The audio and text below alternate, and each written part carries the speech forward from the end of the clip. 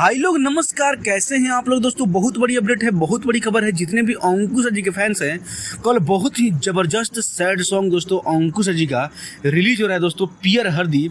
उस सॉन्ग का टीजर आज फाइनली लॉन्च हो गया दोस्तों। तो जितने भी आप लोग अंकुश जी के फैंस हैं, आप लोग देख सकते हैं इस वीडियो को दोस्तों। कल दिव्या शक्ति फिल्म्स की यूट्यूब चैनल पर कल ये सॉन्ग रिलीज किया जाएगा, जिस गीत को गाए हैं अंकुश राजा और शिल्पी राज, और इस गीत को लिखे हैं एलसी प्रवीण और संगीत है आर्या शर्मा जी का।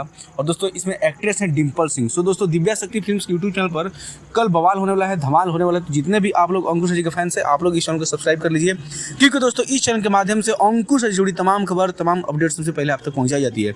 सो दोस्तों आप लोग बताइएगा कि ये अपडेट आप लोग को कैसा लगा, और कमेंट करके जरूर बताइएगा। तो चलिए मिलते हैं किसी नेक्स्ट वीडियो में नेक्स्ट अपडेट के साथ। तब तक आपको बाय, टेक केयर।